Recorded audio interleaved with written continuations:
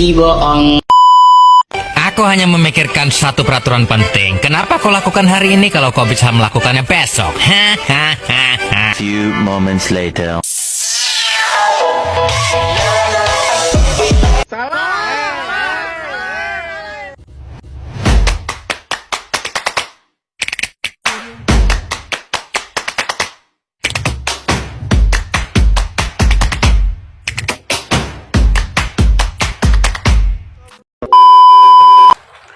Assalamualaikum warahmatullahi wabarakatuh.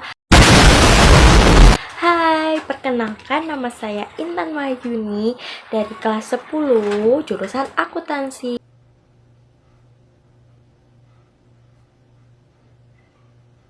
Di sini saya akan belajar tentang pelajaran perbankan dasar dengan materi lembaga keuangan. Jadi di sini saya sudah merangkum beberapa mencari tentang lembaga keuangan, apa itu lembaga keuangan, terus fungsi utama lembaga keuangan, jenis-jenis lembaga keuangan yang ada di Indonesia, terus kapan terbit atau dasar hukum sejarah singkatnya, peran dalam perekonomian. Dan sini Aku minta maaf sekali lagi ya. ini saya sebelum menjelaskan saya mohon maaf dulu ya Ibu, latar belakangnya begini. Sama ya Ibu, karena maklum anak kosan. Gil, sayang sekali. Postingan abang kadada, kong ba jumping-jumping.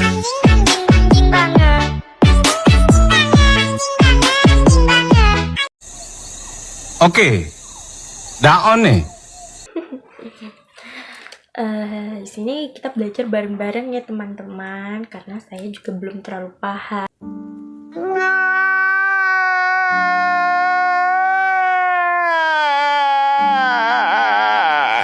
Jadi saya juga sambil melihat-lihat yang telah saya rangkum di HP ini.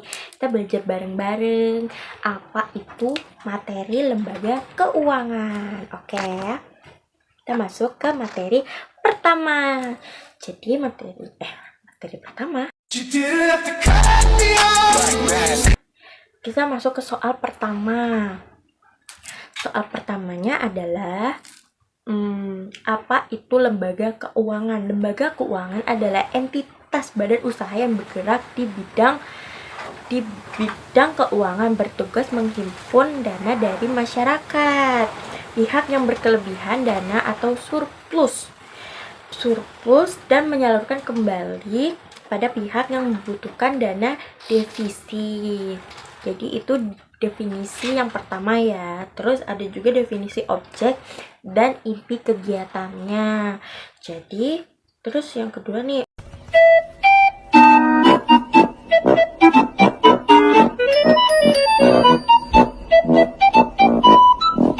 definisi objek. Definisi OJK.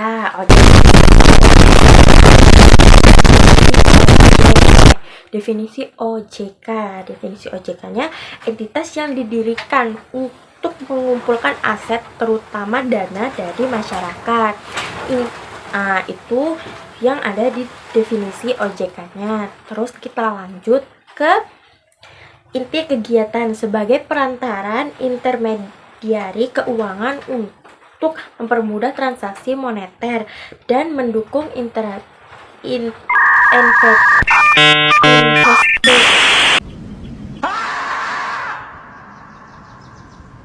investasi pembangunan. Nah, itu yang saya jelaskan tentang apa itu lembaga keuangan. Jadi ada tiga penjelasannya. Ada definisi OJK dan inti kegiatannya. Itu nomor 1. Oke, sekarang kita lanjut nomor 2. Ini kita sayang, kita mau memenuhi semua yang sudah. Oke, nomor 2 itu ada 2 fungsi utama lembaga keuangan.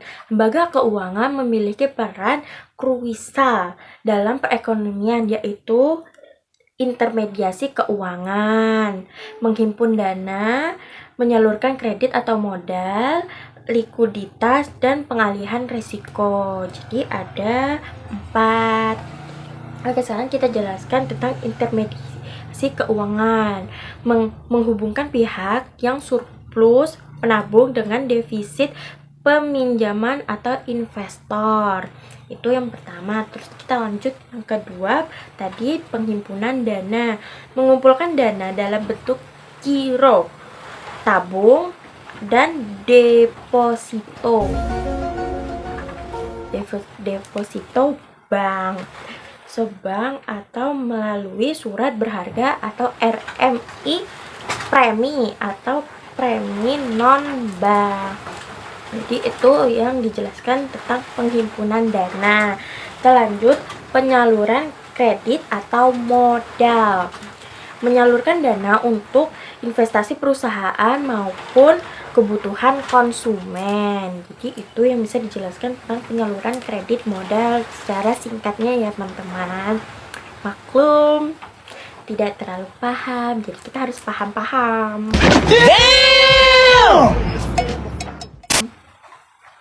Terus yang ketiga itu ada likuiditas. Likuiditas memberikan kemudahan bagi nasabah atau mencairkan aset, misal menarik tabungan. Itu misalnya boleh dicoba. Oh, okay.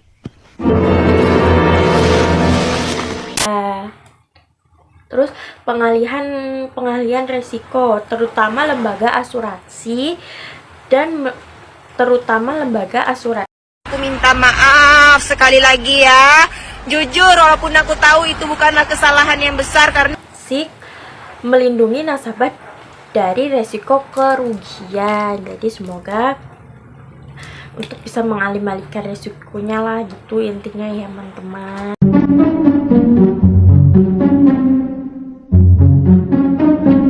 Oke, jadi itu nomor 2 yang bisa saya jelaskan tentang fungsi utama lembaga. Itu kan ada 4. Intermediasi keuangan, penghimpunan dana, penyaluran kredit atau modal, likuiditas,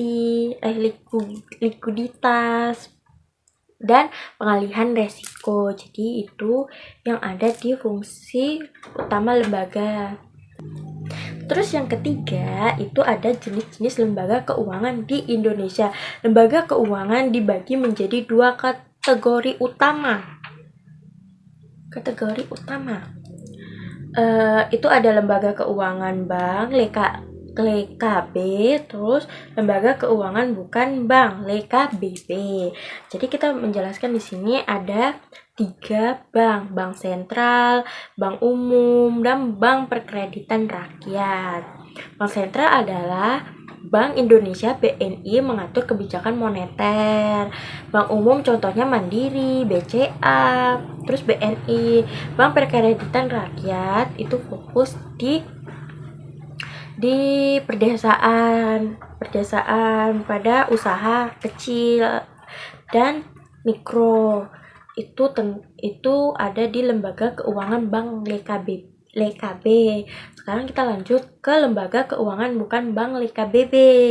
Perusahaan asuransi, leasing pembiayaan, pasar modal, pegadaian, dana pensiun, terus koperasi simpan pinjam. Jadi itu yang ada di lembaga keuangan bukan bank LKBB. Di sini tidak ada penjelasannya ya teman-teman. Jika ingin menanyakan penjelasannya, cari aja sendiri mungkin.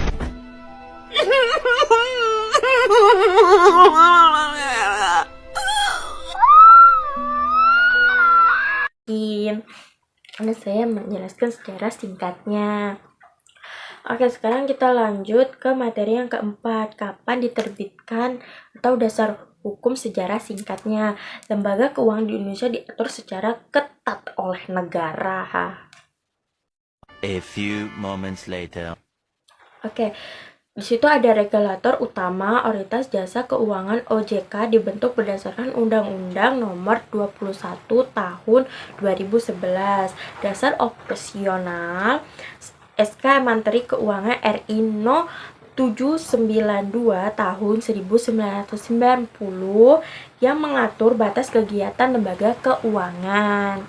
Itu dasar opsionalnya. Sejarah, terus ada sejarahnya. Bank umum konvensional dan syariah seperti BSI, mau malah terus berkembang sejak lama. Materi LKBB berkembang pesat untuk mendorong permodalan usaha kecil. Jadi itu ada 3 tadi regulator utama, itu otoritas jasa keuangan juga dibentuk berdasarkan undang-undang nomor 21 tahun 2011. Terus dasar opsionalnya sejak Menteri Keuangan RA No. 792 tahun 1990. Terus sejarahnya Bank Umum Konvensional dan sejarah seperti BSI terus berkembang sejak lama. Singkatnya saja ya teman-teman. Nice. Oke, sekarang kita masuk ke materi yang terakhir. Kita masuk ke soal yang terakhir, penjelasan terakhir. Peran dalam perekonomian. Pertumbuhan ekonomi ini ada 2, pertumbuhan ekonomi dan stabilitas keuangan. Jadi ada 2 nih, jadi kita jelasin ya. Oke, yang pertama, pertumbuhan ekonomi pada 2023 sektor jasa keuangan menyambung sekitar 7% terhadap PDB Indonesia dengan aset mencapai 34.000 triliun. Wow, banyak banget. Oh my god. Wow. Itu yang ada pertumbuhan ekonomi ya. Terus kita lanjut ke stabilitas keuangan, mengontrol inflasi dan jumlah uang yang beredar. Jadi itu yang ada di peran dalam perekonomian ya, pertumbuhan ekonomi dan stabilitas keuangan. Jadi kan tadi kita sudah menjelaskan ada 5 nih, apa itu lembaga keuangan, terus fungsi-fungsi lembaga keuangan, jenis-jenis lembaga keuangan yang ada di Indonesia, kapan terbit dan dasar hukumnya, terus peran dalam perekonomian. Tips tambahan nih untuk materi presentasi kita nih ya, fokuslah pada perbedaan utama antara bank menghimpun dana langsung dan no-bank menyalurkan dana melalui surat berharga premi atau premi. Nah, itulah yang bisa saya jelaskan tentang materi lembaga keuangan. Mungkin saya belum terlalu paham, mohon saya minta maaf dulu nih, gak terlalu banyak mengetahui tentang lembaga keuangan itu apa aja. Something else is bothering me. Tapi saya sudah mencari secara singkat, mungkin beberapa saya sudah memahami. Semoga teman-teman juga paham ya.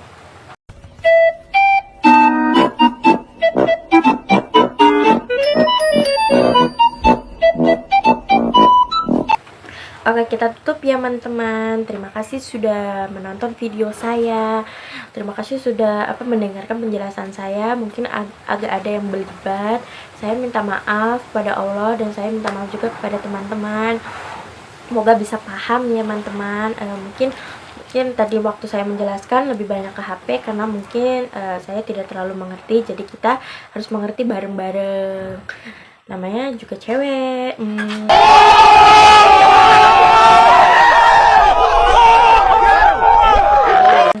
Ngerti bareng-bareng ya teman-teman. Jadi itulah yang bisa saya jelaskan tentang materi lembaga keuangan, pelajaran perbankan dasar. Oke, saya tutup. Wassalamualaikum warahmatullahi wabarakatuh. Sendiri tanpa kekasih, sekian dan terima kasih. Dah. Saya wassalamualaikum bro. Thank you everyone. Thank you Elmar. Boom.